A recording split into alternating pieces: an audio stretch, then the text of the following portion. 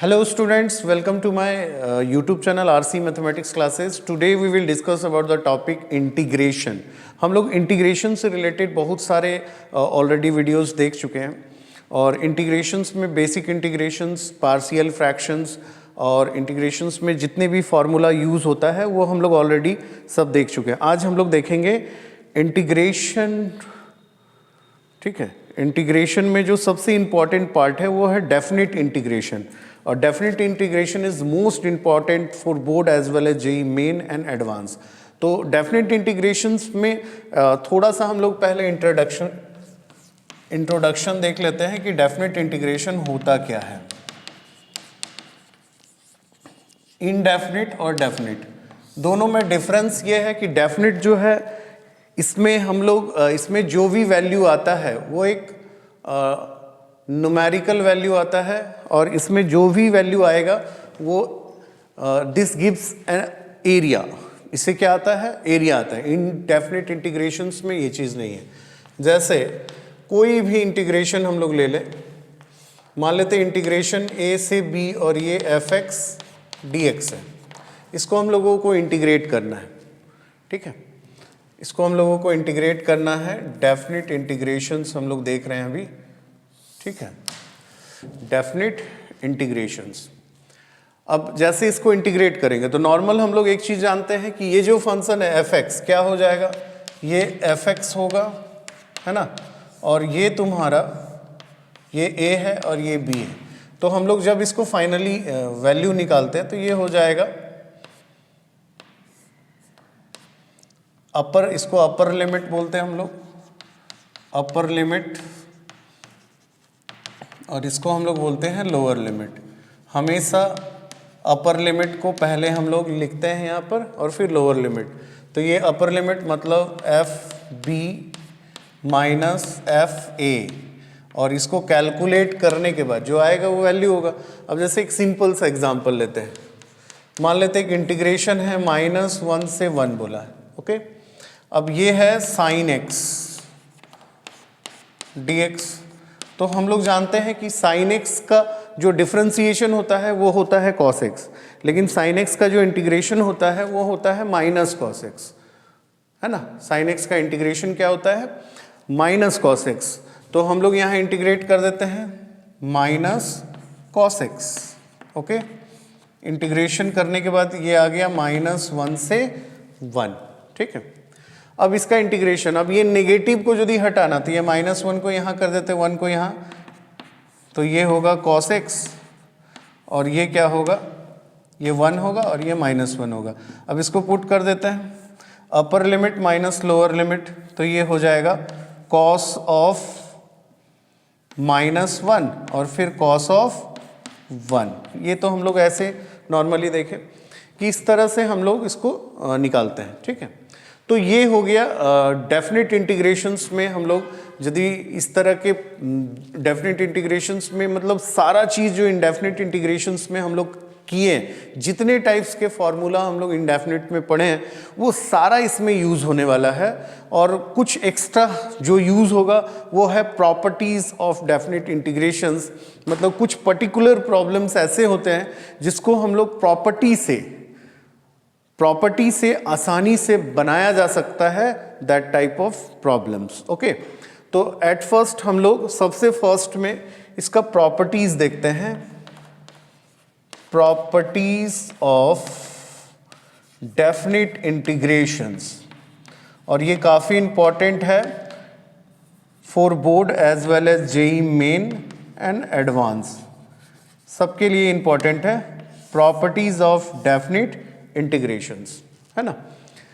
और सबसे important part ये है कि प्रॉपर्टीज जो है, जितने भी प्रॉपर्टीज है वो दिमाग में रहना चाहिए, और कौन सा प्रॉपर्टी किस टाइप के प्रॉब्लम्स में यूज होगा ये सबसे ज़्यादा इंपॉर्टेंट है ना. तो वो धीरे धीरे हम लोग जैसे प्रॉब्लम बनाएंगे तो ऑटोमेटिकली फिर धीरे धीरे समझ में आने लगेगा कि कौन सा प्रॉपर्टी हम लोग कहाँ यूज करेंगे.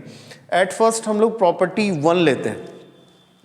प्रॉपर्टी 1 में क्या है कि मान लेते कोई integration a to b fx dx है, तो इसको हम लोग चेंज कर सकते हैं. क्या कर सकते हैं? तो तो ये a से b ही रहेगा, और ये वेरिएबल को चेंज कर दिया ft dt। तो integration is independent of change of variable, मतलब इंटीग्रेशन जो है चेंज ऑफ वेरिएबल से कोई फर्क नहीं पड़ता है। तो ये है हो गया फर्स्ट प्रॉपर्टी। प्रॉपर्टी 2,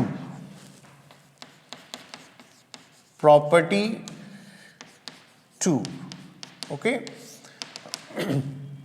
इसमें क्या होता है कि कोई इंटीग्रेशन है a से b और ये fx dx, ठीक है।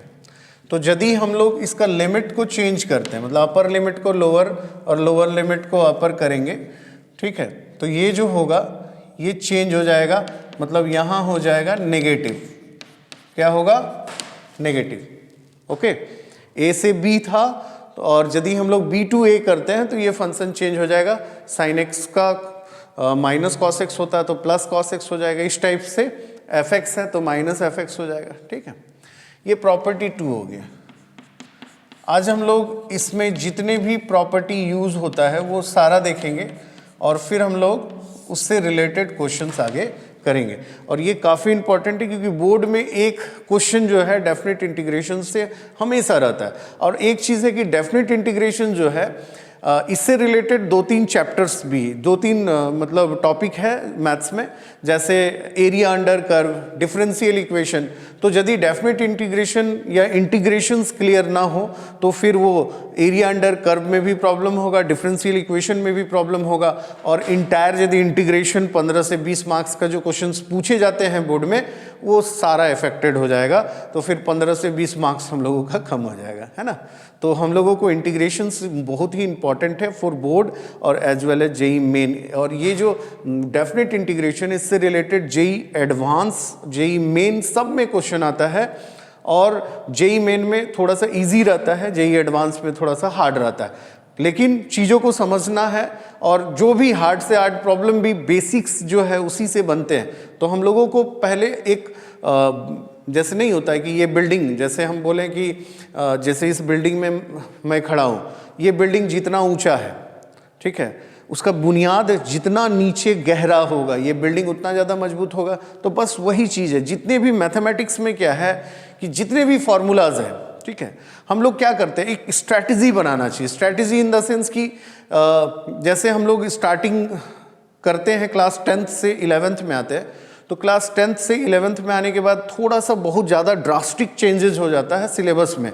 तो इसको देख के सीबीएसई वालों ने बहुत सारा, वो भले ही कोरोना काल में डिलीट हुआ लेकिन वो डिलीटेड ही हो गया, तो बहुत सारे पोर्शंस को कम किया गया ताकि वर्कलोड बच्चे के ऊपर थोड़ा सा कम हो। चलिए, बहुत अच्छी बात है, ये हम इसके लिए कोई टिप्पणी नहीं करेंगे।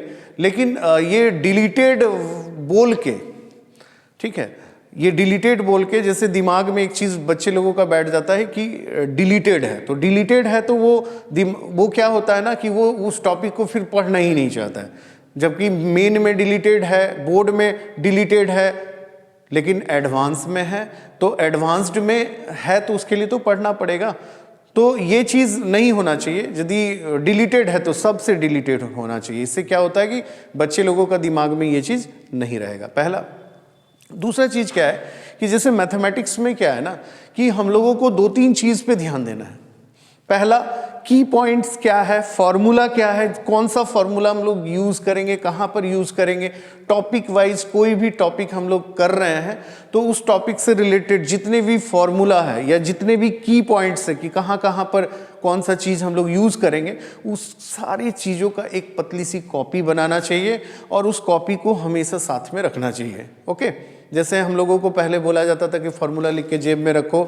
आज के बच्चे तो मोबाइल है, फट से वो जेब से पर्चा निकालने के बजाय मोबाइल निकालता है। तो ये भी एक बहुत ही गलत आदत है। जो रियल में बेसिक जो चीज़ है पढ़ाई का कि बुक रीडिंग करना है, हम लोगों को वो पॉकेट डायरी रखना है, कॉपी बनाना है, तो ये तो बेसिक रहेगा, ये कभी चेंज नहीं हो। कितनों हो हम लोग डेवलप्ड हो जाए उससे मतलब नहीं है। जो बेसिक है वो बेसिक ही रहेगा और उसी तरीके से हम लोग कुछ ना कुछ अचीव कर सकते हैं। ओके, तो हम लोग एक स्ट्रैटेजी बनाएंगे कि किस तरह से क्या करना है। पहला 3 महीना, फिर 6 महीने क्या करना है, ठीक है। और अभी जो बोर्ड के एग्ज़ाम जो बोर्ड का एग्जामिनेशन देने वाले हैं उस बच्चे लोगों को भी मैं कुछ बताना चाहूँगा कि बोर्ड का जो एग्जामिनेशन है उसके लिए भी अभी से एक प्लान बनाएं। अब इस मंथ जनवरी में जेई मेन का भी एग्जामिनेशन है, फिर अप्रैल में जेई मेन का एग्ज़ाम होगा।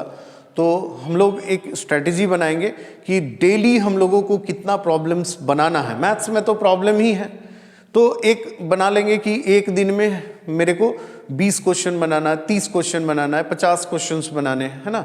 तो उस हिसाब से एक देख लेंगे कि कितने क्वेश्चंस बनाने होंगे। मैथ्स में तो यदि जेई मेन और एडवांस का बात करें तो उसमें तो कितनों बनाओ कम हो, लेकिन बोर्ड्स में भी अच्छा करना है हम लोगों को, जेई मेन और एडवांस में भी अच्छा करना है। तो एक लिमिट बना लेंगे कि आज हमको किसी तरह 25 से 30 क्वेश्चन सॉल्व करना है और ये पर्टिकुलर टॉपिक में करना है।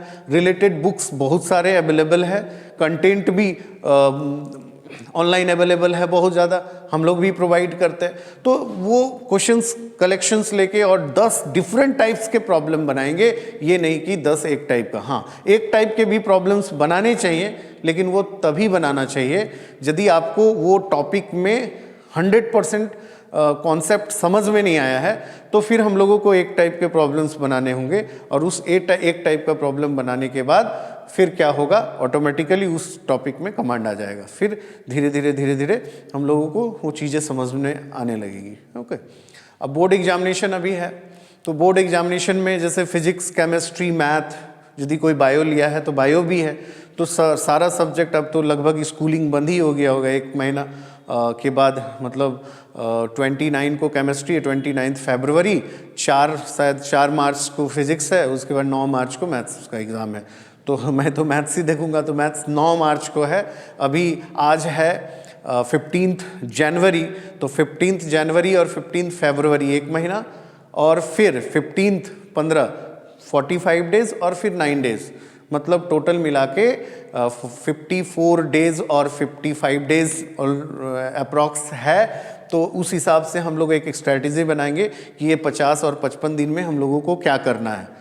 हम इसलिए ये वीडियो बना रहे हैं क्योंकि आज के डेट में बच्चे लोग जो हैं, पहले हम लोगों को बताया जाता था कि एग्ज़ाम के टाइम हम लोगों को नहीं पढ़ना है, पहले से ही प्रिपेयर होकर रहना है। लेकिन आज का 99% बच्चे जो हैं वो आज के डेट में एग्ज़ाम के टाइम ही पढ़ते हैं।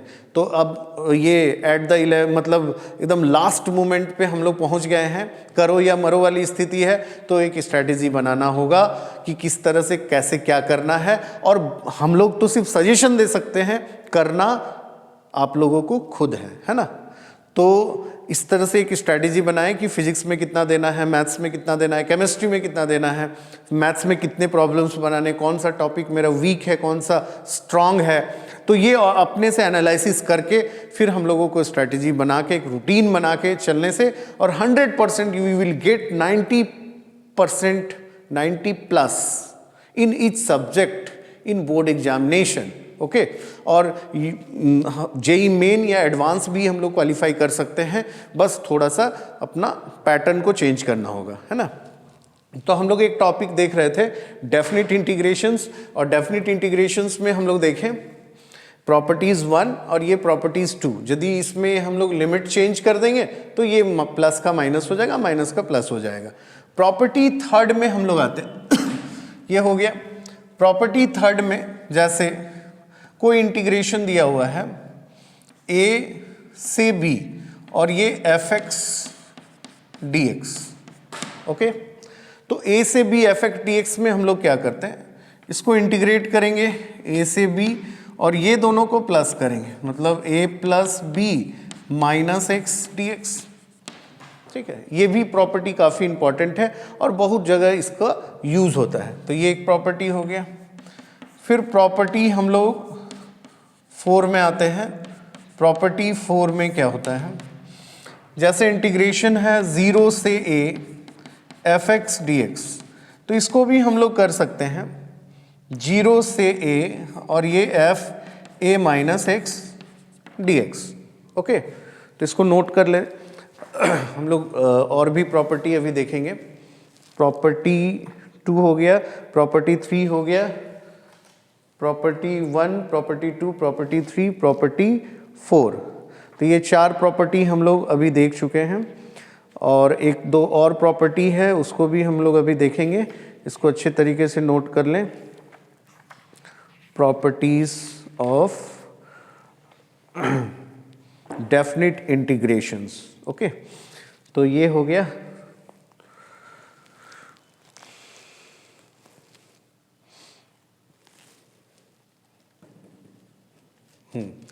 अब हम लोग प्रॉपर्टी 4 के बाद प्रॉपर्टी 5 में आते हैं। प्रॉपर्टी 5, इसमें क्या होता है, जैसे कोई इंटीग्रेशन है दिया हुआ है 0 से 2a और ये fx dx है, तो this can be written as, इसको हम लोग लिख सकते हैं, ये होगा 0 से a fx dx प्लस, ठीक है। फिर हम लोग कर सकते हैं यहाँ पर 0 से a f 2a minus x dx, ये हम लोग कर सकते हैं। ये भी एक प्रॉपर्टी है, प्रॉपर्टी 5। और ये सब का एप्लीकेशंस हम लोग देखेंगे तो 100% क्लियर होगा कि किस टाइप के प्रॉब्लम में कौन सा प्रॉपर्टी यूज हो रहा है ना। अब नेक्स्ट हम लोग आते हैं, एक होता है 0 से 2a और ये fx dx, ठीक है। इसमें दो प्रॉपर्टी है, एक होता है 2 टाइम्स ऑफ 0 से a fx dx, है ना। 2 टाइम्स ऑफ 0 से a fx dx ये तभी होगा जब f 2a माइनस x, यदि ये fx के बराबर हो तो ये हम लोग पुट करके देख लेंगे। और दूसरा होता है 0 यदि f 2a minus x minus fx के बराबर है ना। ये हो गया एक नेक्स्ट प्रॉपर्टी 5। प्रॉपर्टी 6, ये प्रॉपर्टी 6 है, प्रॉपर्टी 6, ठीक है। नेक्स्ट प्रॉपर्टी में हम लोग आते हैं 0 से या माइनस a से a fx dx, और इसमें हम लोग क्या करेंगे माइनस a to a, ठीक है। तो इसमें भी दो आता है, एक होता है 2 टाइम्स ऑफ 0 से a fx dx, और ये तभी होगा जब fx जो है एक इवन फंक्शन होना चाहिए। fx इवन फंक्शन का मतलब f of minus x, that is यहाँ लिख देते हैं f ऑफ माइनस एक्स ये प्लस fx के बराबर, और फिर हम लोग यहाँ डायरेक्ट जीरो कर देंगे, ये होगा fx यदि ऑड है तो हम लोग लिखेंगे यहाँ पर दैट इज ऑड। कैसे देखते हैं, तो f ऑफ माइनस एक्स ये माइनस fx के बराबर है। तो बस इतना ही प्रॉपर्टी है, और ये प्रॉपर्टी का यूज़ कहाँ किस टाइप्स के प्रॉब्लम में होंगे वो हम लोग नेक्स्ट वीडियोस में देखेंगे कि डेफिनेट इंटीग्रेशंस में किस टाइप्स के क्वेश्चन बोर्ड में और किस टाइप के क्वेश्चन जेईई मेन और एडवांस में पूछे जाते हैं। ओके, यदि आप लोगों को वीडियोस अच्छा लगता है तो चैनल को अपने ज़्यादा से ज़्यादा दोस्तों में शेयर करें और चैनल को सब्सक्राइब करें। Thank you for watching my videos.